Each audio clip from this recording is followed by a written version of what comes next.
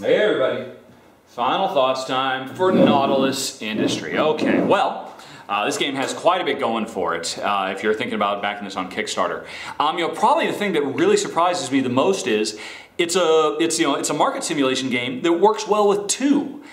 And that's as rare as hen's teeth. Normally, I mean, you really need to have more players to be feeding into the market as it constantly changes to really get the best out of it, to emulate all the market forces. But in this game, it works really, really well. I think in large part because of all the different actions you have when you're doing your worker placement phase that can fundamentally change how the market will play out during the market phase later in the round.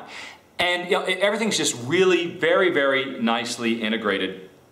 The notion of the market depression as it climbs and climbs, so it becomes much, much, much more difficult to raise to raise these stocks, to get them up into the top level. But the thing is, the game will not end until at least one company makes it up. And so you do run into a situation where either players do have to band together to try to get to push something through the roof, or they need to upgrade and upgrade and upgrade and upgrade their storage so that they can hoard all these resources and then do a big sale all at once. Hopefully, when the market has recovered and it's started to develop some value.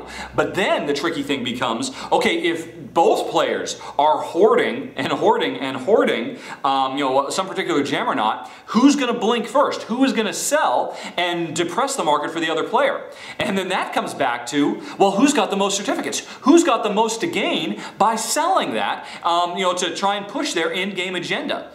There is a surprising amount going on for such a simple, fast-playing game, and we're really, really impressed by it. We actually thought it was very, very clever and really nicely done. And as well, the theme is lovely. It didn't have to have this really kind of cool Jules Verne-inspired steampunky thing. I mean, this could have been set in the real world, or it could have been set in the American frontier. It could have been set any time. But it is kind of cool, the notion of we're going around in submarines, using the technology of Captain Nemo and all that. That's just kind of fun. But it's not about the theme. It is about the really smart and very tactical market-driven game in combination with a really cool worker placement game, and it just works quite nicely. Now, I should say for the record, here's Jen's and my problem with it. This is a nasty game. This is a very, very cutthroat game, and you are constantly looking for ways to screw over your opponents, constantly looking for ways to knock the bottom out from underneath them. And it did prove very, very difficult for me and Jen to enjoy it. We appreciated it, we respected it, we thought, wow, this is so smart. And if we wanted to keep punching each other in the face, we'd be having a great time. But the fundamental problem is, we don't. And so, if we're going to play a market commodity game, we'll probably stick to, like what?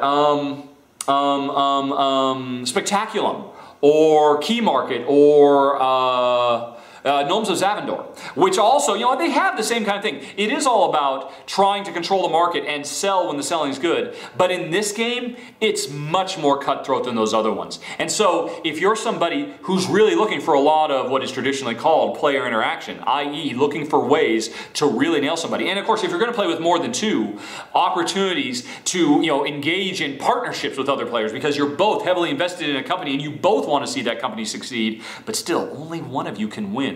So when will one of you betray the other and make a deal with somebody else? All that kind of stuff. The game it has a surprising amount of depth for such simple, interrelated mechanisms, and then it has a really cool kick-ass theme on top of it that, if you're not careful, makes you sing Little Mermaid tunes all throughout play. Well, at least that's what happens if you play with me and Jen. So, neat game, highly recommended, again, if you're looking for a market simulation with teeth, which is what Nautilus Industries is. Okay, folks, that's it. Thanks for watching. If you have any questions, comments, concerns, as always, let me know. Any mistakes? Definitely, I'm sure I made a few. I probably made some dumb moves. I probably probably didn't count right when I was refilling the fields and all of that. But hopefully, you know, this brief run through, let you know what this game is like. And I tried to get a little bit of the whole backstabbery in there too, so you could see how much that's at work. But it's such a huge part of the game. If you have any questions, as always, let me know. I've already said that. So I'm just going to stop right now. And finally, I'm going to take that shower I've been wanting to take all day in this sweaty, sticky, muggy Malta afternoon. Not that you guys need to know that. You're just waiting for me to say bye-bye, aren't you? Well, okay. Bye-bye.